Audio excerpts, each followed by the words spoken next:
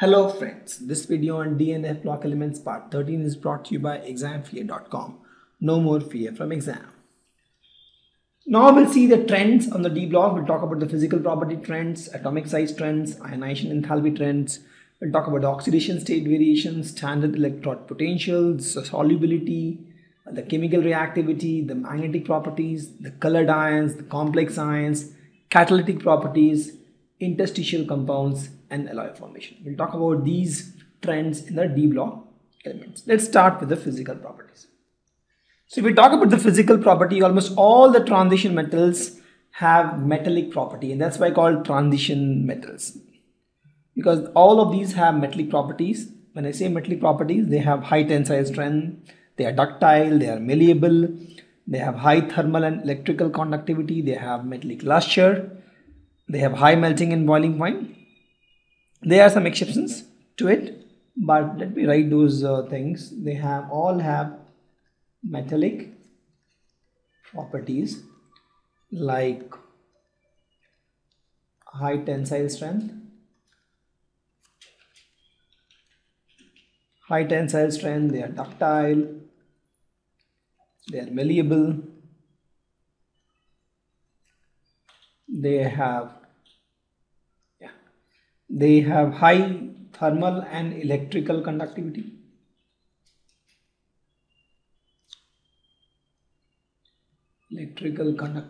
See, when you talk about transition metal, you talk about iron. Think of iron. You can write almost all the properties of iron.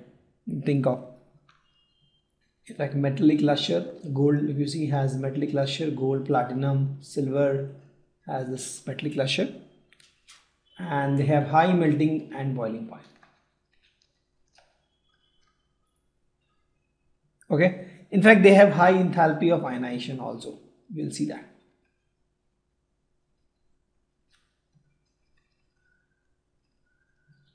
And all of these are solid except mercury. We just saw mercury is only in the liquid form in the room temperature.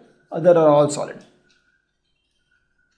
Okay, so this is the trend. Actually, most of these D block element you'll see they are metallic in nature.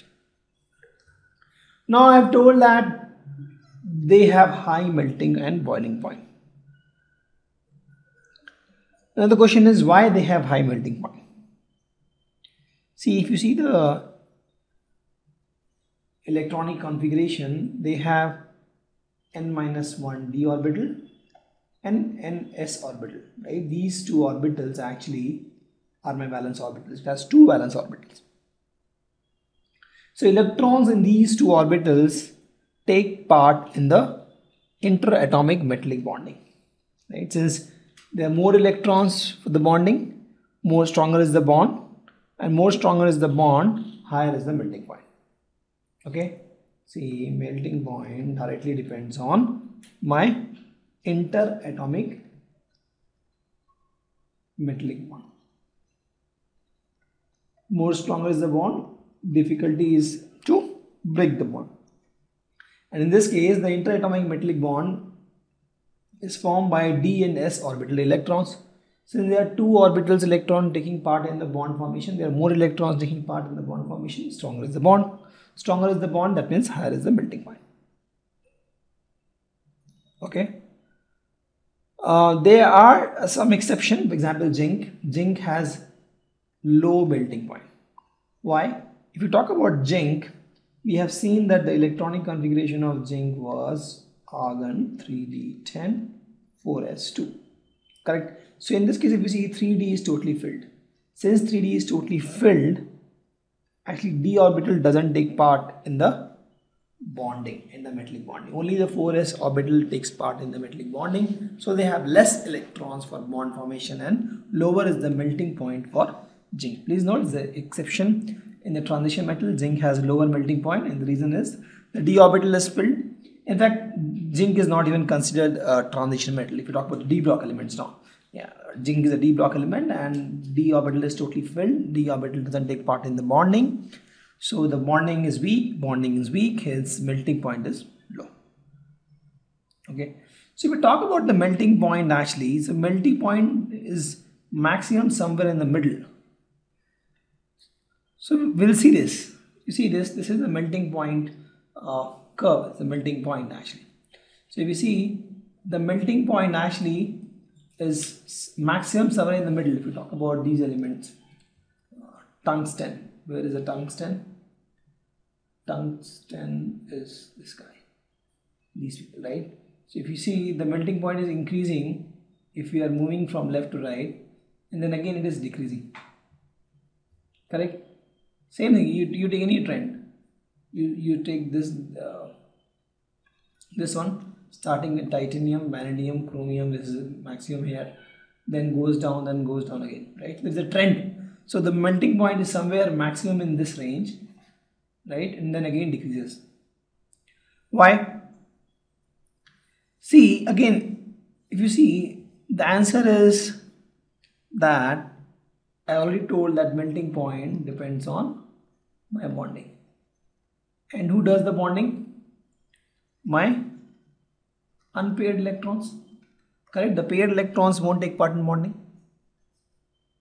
because they are, they're all paired and they're stable. They don't want to take part in the bonding. So if you see these elements, they have more unpaired d electrons. See, if you start with, let's suppose, titanium. Titanium is what?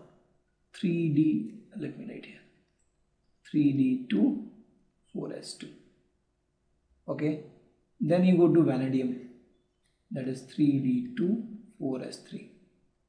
And then you go to chromium, 3d2, 4s4. And then manganese, right? 3d5, 4s2. Now if you see, the number of unpaired electron in titanium is what? For D, 1 and 2, correct? Both are unpaired. If you talk about manganese, manganese is 3d5. Manganese is 1, 2, 3, 4, 5. The number of unpaired electron is 5 in d orbital. But let's talk about copper. Copper, the electronic configuration of copper is 3d10, 4s1. Correct? So let's talk about the copper. Copper have 10 electrons. 1, 2, 3, 4, 5, 6, 7, 8, 9, 10. So number of unpaired electron, 0 actually, if you see. Correct? If we talk about nickel, the electronic configuration is 3d8. Let me write here, nickel, 3d8, 4s2. So we talk about nickel, let's see the number of unpaired electrons. This is nickel. 8, 1, 2, 3, 4, 5, 6, 7, 8. So if you see, there are 2 unpaired electrons in nickel.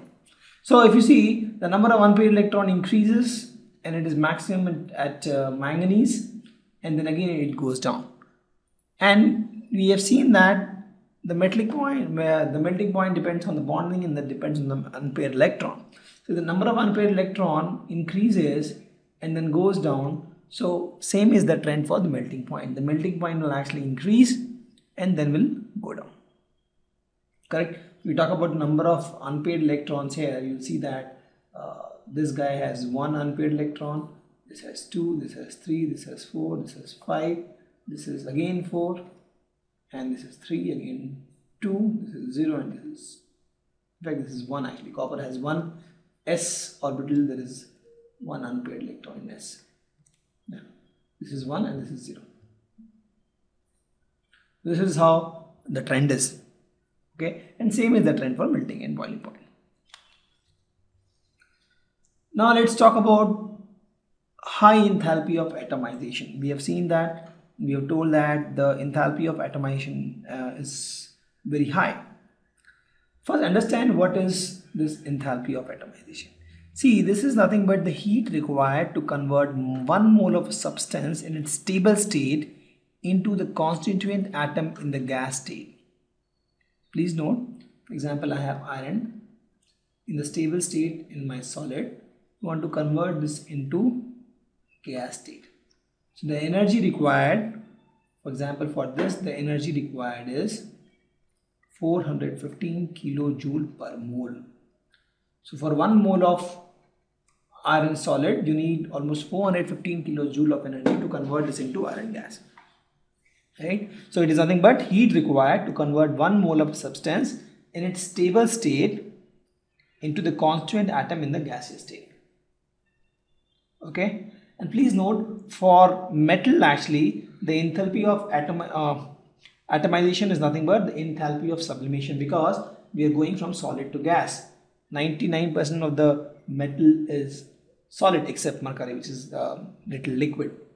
So we generally say this is nothing but enthalpy of sublimation also, right? Because most of the metal is solid at STP. Okay, so this delta H atom is high.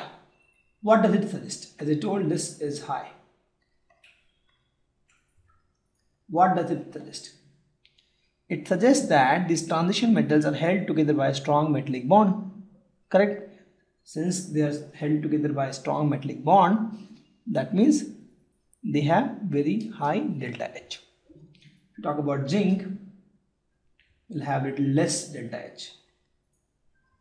Why? Because zinc has filled d orbitals. It is actually 131 kilojoule per mole. Okay. Same trend here. The maximum will occur at the center. The same trend as melting point, because here also we are concerned about the metallic bond, and the metallic bond depends on the unpaired electron, and the number of unpaired electron follows this trend. So it will be maxima somewhere here and minima at the extreme. And please note one more thing. Actually, this delta H atomization is actually an important factor to determine the electrode potential. If this value is very high, delta H atom is very high, these metals tend to behave like noble metal. And they tend to behave like noble metal. And this will have impact on the electrode potential. We'll see that. But just understand that delta H ATM will actually decide how reactive a metal is. Okay. This is the diagram which talks about the lattice structure for different D block elements. Example, for vanadium it is BCC. For chromium also it's BCC. Iron also BCC. Cobalt it is CCP. You can just pause this video and you can watch this lattice structure. Thank you. Visit examfear.com to watch more videos, attempt free online tests, get free study materials, find tutors and mentors, and much more. Thanks once again.